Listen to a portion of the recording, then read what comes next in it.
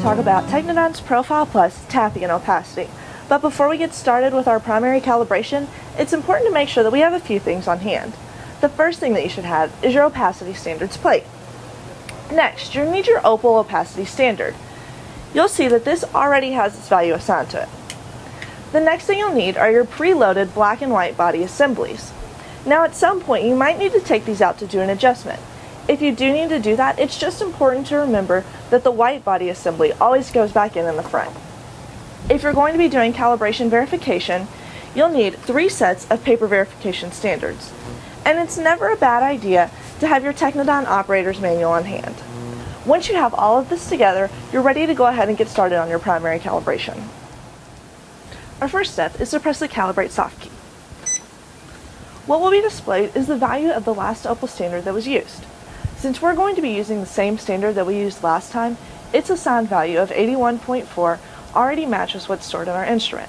Now more than likely, the value of your standard is not going to match what's stored in your instrument, so you'll press the Edit soft key and you'll follow the on-screen instructions in order to set your new information.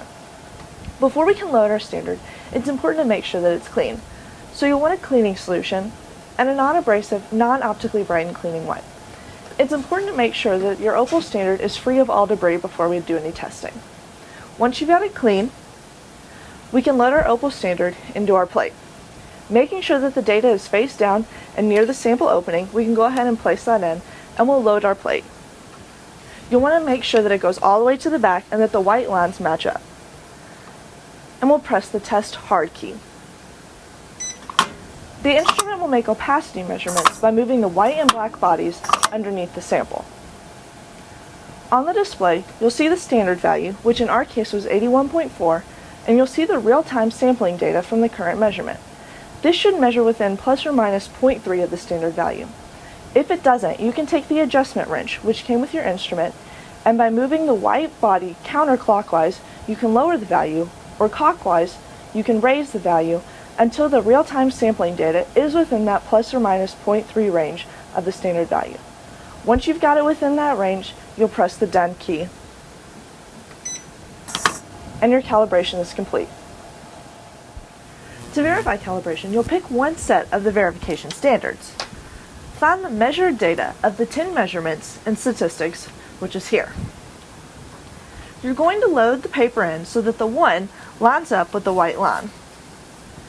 And you'll press the Test Hard key.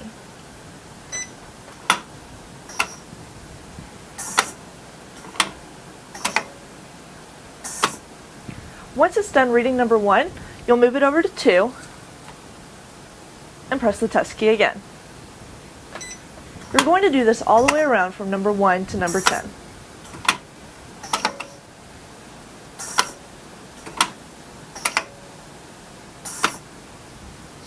Once you've gone all the way around all 10, you're going to press the Statistics soft key. You'll compare the average that the instrument gives you to the average on your printout. It should be within plus or minus 0.3. You should do the same thing for your other 2 sets of verification standards, and they should be within plus or minus 0.3 as well. If you have any other questions, or if everything's not coming out within plus or minus 0.3, you can refer to your Technidyne operator's manual, you can call Technidyne, or you can check out the website.